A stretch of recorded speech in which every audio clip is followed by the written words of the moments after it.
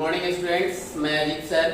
आज फिर हम क्लास 6 का जो चैप्टर 3 है फाइबर टू फैब्रिक, उसको लेकर के हम आए हैं, जिसमें आपने पार्ट 1 तक आपके जो बुक हैं उसको मैंने आपको पढ़ाया था और कुछ वर्ड मीनिंग भी आपको हम दिए। अब यहाँ पर आज हम लोग उससे आगे फिर पढ़ने के लिए चलेंगे। तो पढ़ने से पहले हम आपको बता दें कि इसमें जो आने वाले कुछ 30 वर्ड्स हैं उसको मैंने आपके सामने बोर्ड पर लिख दिया है। आप लोग इसे कॉपी पर लिख करके याद कर लेंगे। तो आपके पास जो वर्ड्स हैं उसमें आते हैं जूट, जूट जिसे हम लोग पटसन कहते हैं। उसके बाद है लोमी सॉइल, मतलब दोमट मिट्टी। हार्वेस्टिंग, इसको बोलते हैं फसल कटाई या कटाई भी आप कह सकते हैं। रीचिंग, यहाँ पर अपगलन है। अपगलन कहने का मतलब होता है उसको सराहना, लेकिन पूर्ण रूप से वह नहीं सरता है। फिर है शेयरिंग, शेयरिंग मतलब होता है बाल काटना या किसी जीव के शरीर पर से बाल को उतारना। ठीक है। यहां पर फिर मलबेरी प्लांट, शाहतूत का पौधा। प्राइस, बेशकीमती। लस्टर, चमक या चमकीला। फिर उसके बाद होता है आपके पास हम, तो हम मतलब होता है गांजा। और फ्लैक्स, फ्लैक्स मतलब सन। तो आप लोगों ने देखा कि ये आपके पास जो वर्ड्स हैं, इस वर्ड का आप अगर याद करते हैं, लिखते हैं, तो वर्ड याद करने और लिखने से आपको फायदे क्या होंगे कि आपको यह बुक को हिंदी करने में, समझने में, इसकी भाषाओं को जानने में आपको बहुत ही मदद मिलेगी। तो आप इसे याद कर लेंगे। अब हम लोग अपने बुक में चलते हैं। तो जब भी हम बुक को पढ़ाएं तो आप उससे पहले क्या करें कि इस वीडियो को देखने से पहले या देखने के बाद आप बुक को निश्चित रूप से पढ़ें। ठीक है। और जिस समय एक बार अगर आप वीडियो देख लेते हैं तो वीडियो देखने के बाद आप क्या करेंगे कि बुक को पढ़ेंगे और उसके बाद इसे सुनने का भी काम करेंगे। तो आगे हम लोग चलते हैं। आगे का जो आपके पास टॉपिक है आपके बुक के आधार पर, उसमें है यूज ऑफ कॉटन। ठीक है, यानी कि कपास का उपयोग। अब है आपके पास कि cotton fabric are used to make the shirts, T shirt, towel, suits, jeans, etc. Cotton pads are used in hospitals. Cotton is used as filter in mattress and pillow. यहाँ पर cotton is used as filler in mattress and pillow. अब इसका हम आपको हिंदी बता दें कि cotton, कपास के जो रेशे होते हैं, इनका उपयोग शर्ट यानी कमीज, टी शर्ट, जो छोटे वाली कमीज होती है उसमें, टॉवेल, तौलिया, सूट्स, यानी कि अभी जो लोग पोशाक पहनते हैं तो उस सूट में आते हैं, जिस सूट को हम लोग कोट पैंट बोलते हैं उसमें, और जींस, इन सबको बनाने में इसका उपयोग किया जाता है। आगे है cotton pads are used in hospital. तो इसका मतलब हो जाता है कि कॉटन के जो रुई के फॉर्म में होता है उसको पैड्स के रूप में हम लोग कहते हैं हॉस्पिटल में। तो उसका जो होता है उपयोग हॉस्पिटल में किए जाते हैं। उसके बाद कॉटन से भरे जाते हैं तकिए और रजाई। ठीक है। अब आगे आपके पास जूट। जूट मतलब आप देख रहे हैं कि बोर्ड पर लिखा हुआ है आपके लिए, इसका मतलब होता है पटसन। हम लोग अपनी देहाती भाषा में पटुआ भी बोलते हैं। आगे है jute is the second most popular fibre after cotton. It is cheaper than other natural fiber. Its fibers are long and shiny and can be spun into cords and strong threads. Jute is also known as golden fiber. Fibers are present in outer parts of the skin. अब यहाँ इसकी हिंदी देखेंगे कि jute पटसन जो होता है वह दूसरा सबसे महत्वपूर्ण रेशे हैं जो कॉटन के बाद आते हैं, यानी कि कपास के बाद यह सबसे महत्वपूर्ण रेशा माना जाता है। ठीक है। यह कम कीमत वाला यानी कि लो कॉस्ट वाला, इसके तो दूसरे जो भी नेचुरल फाइबर होते हैं। यहाँ पर यह फाइबर जो होते हैं वह लंबे और चमकदार होते हैं। यानी चमक वाली होते हैं।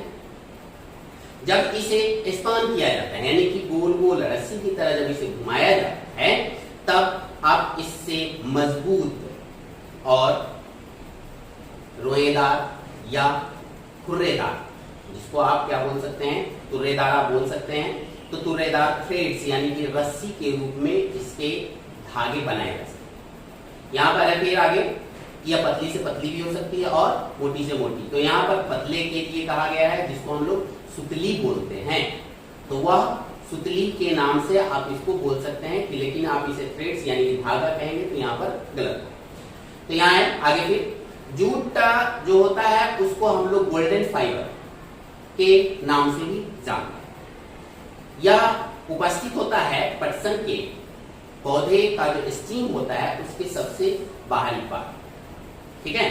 तो यह स्टीम का जो सबसे बाहरी पार्ट होता है उससे आप पटसन को प्राप्त कर सकते हैं। आगे अगले पैराग्राफ को देखते हैं। Jute grow best in warm and humid climate with the plenty and rainfall. Jute plant grows best in loamy soil. In India, jute is grown in West Bengal, Bihar, and Assam. The plant grows to a height of 3 to 4 meters and bears yellow flower. It takes 5 to 6 months for the plant to get ready for harvesting. अब यहाँ पर jute जो होते हैं पटसन, यह सबसे अच्छा गर्म और आर्द्र वाले जहां पर मौसम होते हैं वहां पर और कम से कम बारिश में अच्छी उपज होती है। आगे है कि जूट का जो पौधा होता है वह सबसे अच्छा कहाँ उगता है, तो लूमी सॉइल। लूमी सॉइल कहने का मतलब यहाँ पर क्या हो जाता है, जो दोमट मिट्टी होती है यानी कि जिसमें काली मिट्टी भी होगी, बलुई मिट्टी भी होगी, यानी कि उसको आप मिक्सर बोल सकते हैं। तो यहाँ पर दोमट मिट्टी में सबसे ज्यादा होता है। भारत में जूट जो होते हैं यानी पटसन जो होते हैं वह वेस्ट बंगाल, बिहार और असम में अच्छी तरीके से उगाए जाते हैं, यानी कि सबसे ज्यादा इन 3 राज्यों में उगाई जाती है। अब है आगे कि प्लांट की जो ऊंचाई होती है वह 3 से 4 मीटर ऊंचे तक होते हैं और यह इसमें पीले रंग के फूल लगते हैं, ठीक है। यह लगभग 5 से 6 महीने में यह पौधा हार्वेस्टिंग के लिए यानी कि कटाई के लिए तैयार हो जाता है। आगे है retting. Once the jute crop is ready for harvesting, it is cut very close to the ground and plant a left in the field for a few days to let the leaves fall off. The stem of the cut plant are tied in a bundle and immersed in water for 3 to 4 weeks. The process of shaking the stem in water is called raking, or shaking the tissues of the stems become soft and fiber get separated. The separated jute fibers are removed by hand, dried and woven into fabric. अब यहाँ देखते हैं कि एक बार जब पटसन की फसल को काट लिए जाते हैं, तैयार फसल को काट लिए जाते हैं, तो इसे काटने की क्रिया में जमीन के सबसे नीचे यानी कि जमीन से सटा करके इसको कटाई की जाती है। जब यह पौधे कट जाते हैं तब इसे उसी खेत में कुछ दिनों के लिए छोड़ दी जाती है। अब यहाँ पर हम आपको बता दें कि कब तक छोड़ेंगे, जब तक कि उसके पत्ती सूख करके नीचे गिर न जाए, यानी कि उसके पत्ती जब नीचे गिर जाते हैं तब उसके तना को, कटे हुए पौधे के तने को एक बंडल के रूप में, बोझली के रूप में बांधते हैं और उसे 3 से 4 सप्ताह के लिए पानी के अंदर डुबो कर रखते हैं। इमर्ज करने का मतलब यहाँ हो रहा है डुबोने के सेंस में, यानी कि पानी के अंदर उसको क्या करते हैं, डुबो कर रखते हैं। यह प्रक्रिया मतलब पौधे जो हैं उसके स्टीम को, उसके तना को पानी में डुबोकर रखने की प्रक्रिया को हम लोग अपगलन या सराहना कहते हैं। ठीक है, आगे है कि जब यह पूर्णतः सड़ जाए। ठीक है, अब यहाँ पर सड़ने का सेंस क्या होता है कि पूरा का पूरा सड़ जाएंगे तो रेशे हमारे खराब हो जाएंगे। तो उसके कुछ टिश्यू जो होते हैं, कुछ उत्तक जो होते हैं पौधे के बाहरी स्थिति पर, उस टिश्यू को क्या किया जाता है, मुलायम कर दिया जाता है, सॉफ्ट कर दिया जाता है। जब वह सॉफ्ट हो जाता है तो वह टिश्यू ही आपके पास रेशे के रूप में, फाइबर्स के रूप में प्राप्त होते हैं। ठीक है, और उसे आप स्टीम से बाहर या अलग कर। अब यह अलग किए हुए पटसन के रेशे को, जो हाथ से अलग किया जाता है, हाथ से अलग किए हुए पटसन के रेशे का उपयोग करते हैं किसमें, बुनाई के लिए, यानी कि जिससे आप फैब्रिक बनाने के लिए, लेकिन उससे पहले आप उसे सुखाते हैं। ठीक है, अब हम लोग अगले पेज में चलते हैं। अब अगले पेज में है यूज ऑफ जूट, यानी कि पटसन के उपयोग। Jute is said to have more than thousands use, some of its important use are. अब इसमें पटसन जो होता है उसके तो हजारों उपयोग, पटसन के उपयोग हजारों हैं या उससे अधिक भी हैं, लेकिन इसमें से कुछ जो महत्वपूर्ण उपयोग हैं वो आपको इस प्रकार हैं। It is used for making strong packaging material such as guinea bag, rope, etc. It is used for making cheaper handbag, carpets, etc. It is used as raw material in textile, non-textile and agriculture sector. It is used for making clothes, slippers, hats and many other things. अब इसमें आपके पास क्या आता है कि इसका उपयोग storing, packaging में किया जाता है। जैसे कि किसी चीज को अगर आपको स्टोर करना है, किसी चीज को आपको भर के बहुत दिनों तक रखना है, तो उसमें इसका उपयोग किया जाता है, जिसको आप बोरा बोल सकते हैं। यहाँ पर उसमें आते हैं जैसे ये गनी बैग। गनी बैग कहने का मतलब बोरा ही होता है जिसमें आप अनाज को भर के रखते हैं। दूसरा है रस्सी, आपके रूप में रॉक जो दिया गया है, रस्सी। तो इन सभी चीजों में इसका उपयोग किया जाता है। इसका उपयोग कारपेट्स, यानी कि नीचे जो कालीन बिछाई जाती है, आप देखे होंगे, आप अपने घरों में भी कालीन लगाते होंगे, तो कुछ जो होते हैं कालीन में भी इसका उपयोग किया जाता है। और सस्ते, इसका जो सस्ता होता है उसमें हैंडबैग आता है। हैंडबैग मैंने आपको कहा था चीपर हैंडबैग, तो हैंडबैग कहने का मतलब जो आपका जो थैला होता है वह सबसे ज्यादा इसका चीपर होता है। आगे है कि इसका उपयोग कच्चे पदार्थ के रूप में टेक्सटाइल, यानी कि कपड़े बुनने वाले, धागे बनाने वाले जो टेक्सटाइल कंपनी होती हैं उसमें इसका उपयोग किया जाता है। जो नॉन टेक्सटाइल कंपनी होती है उसमें भी उपयोग किए जाते हैं, और कृषि के क्षेत्र में भी इसका उपयोग सबसे ज्यादा होता है। इसका उपयोग कपड़े बनाने में भी होता है, चटाई बनाने में भी होता है। अभी आप देखते होंगे बहुत सारे टोप जो होते हैं वह भी इससे बने।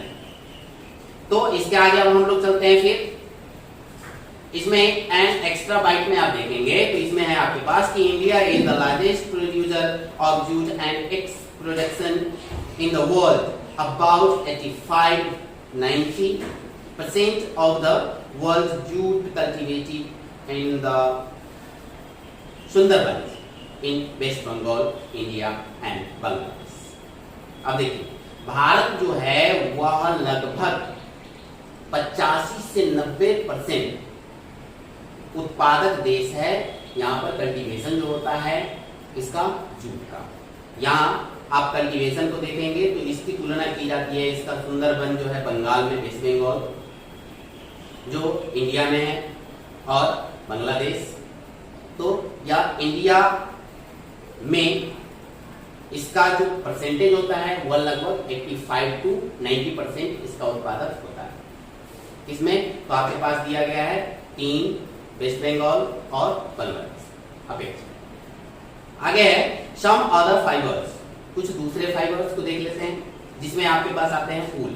Wool is another natural fiber obtained from the hair of animals like sheep, camel, and goat. Removing the wool from sheep is called shearing. After shearing, the wool is cleaned and washed.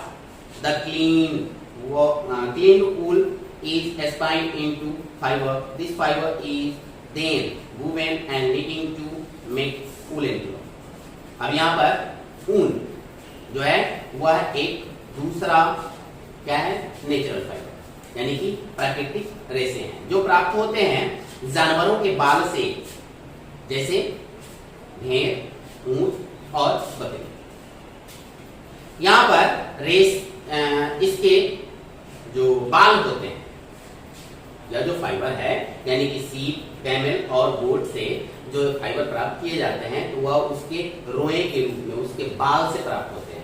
तो यहाँ पर है removing यानी कि उसके बालों को सीप से यानी भेड़ से उसके बालों को उतारने की जो क्रिया होती है उसको हम लोग क्या कहते हैं, शेयरिंग बोलते हैं, जिसको मैंने अभी आपको लिख दिया है यहाँ पर बाल काटना या बाल उतारना।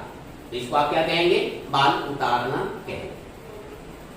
यानी कि बाल उतारने के बाद अब ऊन को साफ किया जाता है धोकर, यानी कि साफ किए जाते हैं और धोया जाता है, ठीक है।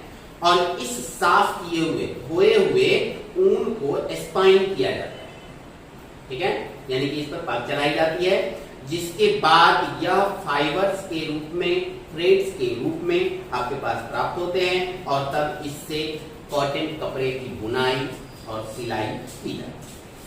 Woolen cloth retain body heat, that is why they are used in winter. ऊनी कपड़े हमारे शरीर के गर्मी को रोक कर रखते हैं, ठीक है, इसलिए इसका उपयोग सर्दियों में किया जाता है। आगे है सिल्क।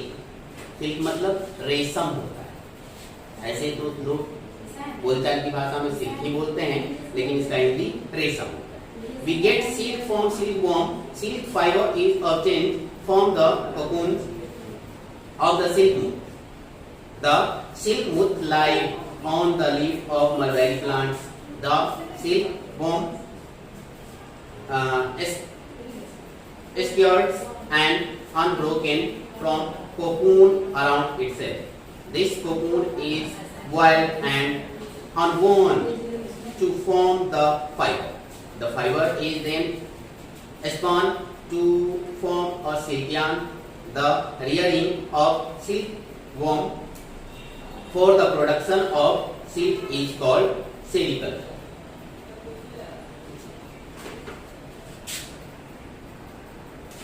तो देखते हैं हम लोग अब इस पैराग्राफ का हिंदी।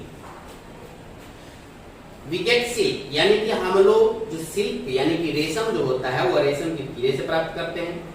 यह रेशम के कीड़े से उसके कोकून एक अंडाकार अंडे के रूप में होता है, उससे जो सिल्क मुथ होते हैं यानी कि उसमें एक रेंगने वाले सिल्क का कीड़ा होता है, उसको मुथ कहा जाता है, वह एक अंडे में होती है, ठीक है।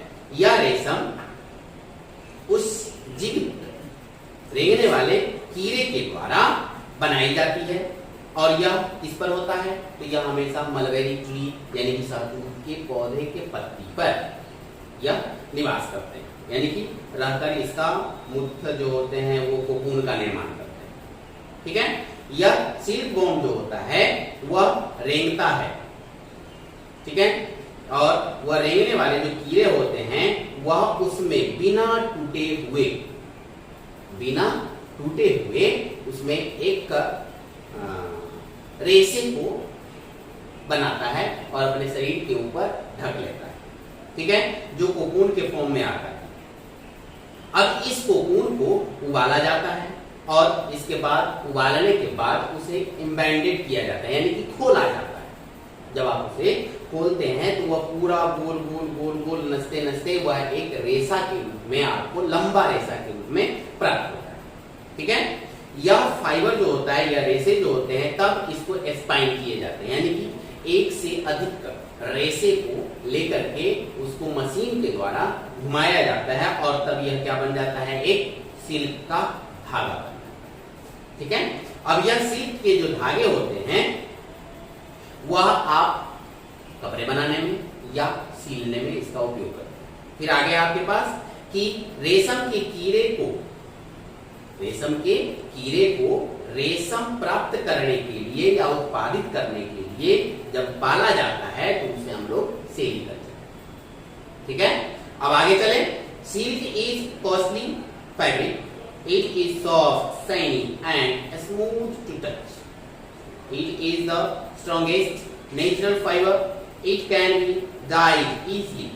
Silk fiber is used for weaving cloth, especially traditional dresses in India like sari, kurta, shawl, and other wedding clothes. Silk had always been prized for its luster and shining quality. अब यहाँ पर रेशम के जो रेशे होते हैं वह बहुत ही महंगी होती है। ठीक है, यह सॉफ्ट होता है यानी कि बहुत ही मुलायम होता है, चमकदार होते हैं और छूने के बाद आपको यह बहुत ही चिकना फीलिंग होता है, यानी कि स्पर्श करने पर यह चिकना महसूस कराती है। यह नेचुरल फाइबर जैसे मजबूत होते हैं। ठीक है, इसे आसानी से रंगाई की जा सकती है। यह फाइबर का उपयोग कपड़े बनाने में, खास करके ट्रेडिशनल जो कपड़े होते हैं यानी कि पौराणिक जो कपड़े होते हैं उनमें इसका उपयोग किया जाता है भारत में, जैसे कि साड़ी हो गया, कुर्ता हो गया, शॉल हो गया और दूसरे शादी विवाह में जो कपड़े उपयोग किए जाते हैं उसमें भी इसका उपयोग किया। आगे है कि यह सिल्क जो होता है वह हमेशा से बेशकीमती यानी कि अत्यधिक कॉस्टली रहा है। यह बेशकीमती कपड़े जो होते हैं वह कैसे होते हैं, चमकदार होते हैं और अच्छी क्वालिटी की होती है। ठीक है, इसकी जो गुणवत्ता होती है वह सबसे अच्छी होती है। आगे है आपके पास coir. Coir is a coarse fibre obtained from the fibers outer covering of the fruit of coconut. It is a waterproof fiber that is used to make rope, mat, doormat, brushes and stuffing of mattress and pillow. अब यहाँ पर है कि core मतलब होता है मोटा रेशा, कोर मतलब मोटा रेशा। अब यहाँ जो होता है कोर उसको क्रैश करके नोच कर निकाले जाते हैं, किससे, यह जो रेशा होता है उसको नोच कर निकाला जाता है। नारियल के फल आपने देखा होगा तो नारियल के फल जो अंदर होते हैं उसका ऊपर का जो कवर होता है उससे उस रेशे को नोच करके निकालना यानी कि प्रोसेस किया है। ठीक है, यह जो रेशे होते हैं वह वाटर प्रूफ होते हैं यानी यह जल्दी पानी में या फिर पानी को अपने अंदर एब्जॉर्ब नहीं करता, यह पानी में सड़ता भी नहीं। इससे रस्सी, चटाई या दरवाजे पर रखने वाले जो छोटी चटाई होती है वे, ब्रश और कभी कभी इसे रजाई और तकियों में भी उपयोग किए। अब आपके पास है सेल्फ क्वेश्चन जो आपको असाइनमेंट दिया गया था। उस असाइनमेंट को बनाने के बाद आप लोग जिस चैप्टर में जितने सेल्फ क्वेश्चन होंगे उसको भी आप सोल्व करेंगे। ठीक है, अब आगे हम लोग चलते हैं हेम्प। अब देखेंगे हेम्प मतलब वहां पर केवल मैंने गांजा लिखा है, तो हेम्प का मतलब गांजा भी होता है, भांग भी होता है और पटसन भी होता है। ठीक है, अब यहाँ पर भांग और गांजा से भी रेशे प्राप्त किए जाते हैं। सेम किस प्रोसेस द्वारा, तो पटसन के द्वारा। तो उसी के बारे में हम आपको आगे पढ़ा रहे हैं कि hemp is obtained from the stem of the hemp plant. It is used to make rope, carpet, net and clothes.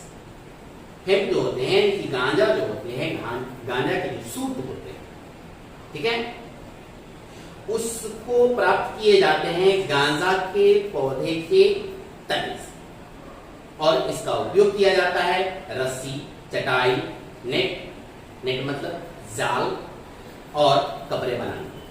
आगे आपके पास फ्लैक्स। फ्लैक्स मतलब क्या होता है? सन। फ्लैक्स मतलब सन, यानी कि सूत का जो छोटा पार्ट होता है, जिसको मैंने अभी फाइबर बोला है, तो फाइबर से भी वह छोटा होता है। या linen. Fabric is made from the fibre और chain from the stem of the flax plant. It is use in production of rope and high quality paper. अब लिनिन, ये फ्लैक्स जो होता है सन, वह लिनिन के पौधे से प्राप्त किए जाते हैं। ठीक है, वह जस्ट लाइक बांस के पौधे की तरह होती है, लेकिन बांस बहुत बड़े बड़े होते हैं और यह छोटे छोटे। तो यह जो फ्लैक्स होता है, यह जो सन होता है, इसे लेनिन के पौधे से, लेनिन के पौधे के तने से प्राप्त किए जाते हैं, और इसका उपयोग रस्सी और उच्च क्वालिटी की जो अच्छे किस्म के कागज होते हैं उसको बनाने में किया जाता है। अब आपके पास है सिंथेटिक फाइबर, यानी संश्लेषित रेशे, या आप इसको बोल सकते हैं मैन मेड फाइबर। या तो आप सिंथेटिक फाइबर बोलिए या फिर मैन मेड फाइबर बोलिए, दोनों एक जैसे। अब है आगे सिंथेटिक फाइबर में nylon. It is a synthetic fibre introduced in 1983 when nylon stocking first appeared in a quite strong it weighs less than any other commonly used fiber. Nylon fiber is smooth, non-absorbent, durable and dry quickly. It is elastic and resilient and so ironing nylon melts at high temperature. अब यहाँ पर nylon के बारे में जानिए। Nylon जो होते हैं वह कब इसका प्रोडक्शन किया गया या कब बनाया गया, तो लगभग 1983 जब नायलॉन बनाया गया सबसे पहली बार, तब यह बहुत ही अधिक मजबूत, कम वजन वाला और सामान्य रूप से उपयोग किए जाने वाला यह रेशा। नायलॉन फाइबर जो होता है वह चिकना, ठीक है, लेकिन पानी को न सोखने वाला और ड्यूरेबल यानी कि इलास्टिक की तरह, यानी कि इसको डक के रूप में कन्वर्ट किए जाते, ठीक है, या आसानी से सूखने वाला यानी कि जल्दी से सूखने वाला यह रेशा, या इलास्टिक की तरह होता है, यानी कि यह रबर जैसे एक्सपेंड करता है, उसी तरीके से ये थोड़ा सा एक्सपेंड करने वाला होता है। उसके बाद रेसिलेंट होता है and so need no iron, यानी कि इससे जो बनाए गए कपड़े होते हैं उसको आयरन करने की आवश्यकता नहीं होती, आप डायरेक्ट इसे वॉश करें और पहन सकते हैं, ठीक है। आगे नायलॉन जो होता है वह आसानी से हाई टेम्परेचर पर ही मेल्ट यानी पिघलता है। आगे आपके पास acrylic. It is used in making cloth and carpet. Acrylic जो कपड़े हैं उसका उपयोग कपड़े बनाने में और चटाई बनाने में किया जाता है। यहाँ पर कार्पेट करने का मतलब मैंने आपको बताया था कालीन के फॉर्म में, तो वह भी एक चटाई के रूप में ही होता है, इसलिए मैंने यहाँ पर आपको चटाई के रूप। It is light weight and warm and is very similar to wool। यह जो होता है हल्के वजन वाला होता है और गर्मी प्रदान करने वाला, तथा यह बहुत ही मिलता जुलता होता है ऊन से, मतलब ऊन की तरह आप इसको कह सकते हैं। उसके बाद लास्ट जो आपका है उसमें है क्या, polyester. It is a synthetic fibre produced chiefly by reaction of dibasic acid with dihydric alcohol. It is a strong fiber resistance and thus keep it safe. Polyester is strong, light and weather resistant. अब यहाँ पर देखिए कि polyester जो होता है वह polyester एक फाइबर के रूप में होता है जो बहुत ही कम कीमत पर रिएक्शन के फलस्वरूप किसका रिएक्शन कराते हैं, तो डाइबेसिक एसिड या केमिकल होता है एक प्रकार का। अभी आप लोग नहीं जानेंगे, जब आप लोग अगले क्लास में चलेंगे तो इसके बारे में जानेंगे। तो यह एक केमिकल होता है, रासायनिक पदार्थ होता है जो डाइबेसिक एसिड है और उसको रिएक्शन कराया जाता है डाइहाइड्रिक अल्कोहल। यह भी क्या है, केमिकल रासायनिक पदार्थ है। इस दोनों को मिलाने के बाद ही यह आसानी से बन पाता है और कम कीमत पर बनता है। यह मजबूत रेशे होते हैं, ठीक है। यह जैसे कि कपड़े में बाहर से पहनने के बाद 2 दिन तक अगर हम उपयोग करते हैं तो उसमें क्या हो जाता है कि छोटे छोटे रेशे निकल जाते हैं, यानी कि इससे रेशे नहीं निकलते हैं, यानी कि इसको आप नोचेंगे तो यह नोचने लायक भी नहीं, ठीक है। इस कारण इसका जो आकृति होता है वह फिक्स होता है, ठीक है। और यह जो पॉलिएस्टर होता है वह मजबूत, हल्की, चमकीली और वेदर रेजिस्टेंस वाली होती है, यानी कि इसमें आपको गर्मी के दिन में अगर पहनते हैं तो आपको ज़्यादा गर्मी भी फीलिंग्स नहीं होगी, ठंडे के दिन में अगर पहनते हैं तो आपके शरीर को भी वार्म करने का काम है। तो यहाँ तक आपका जो चैप्टर है वो खत्म हो गया है। आप असाइनमेंट को करेंगे। मैंने अभी आपको बताया कि जो सेल्फ चेक क्वेश्चन है उसको भी आप बनाएंगे और इसका जो एक्सरसाइज होगा उसको भी आप सोल्व करेंगे।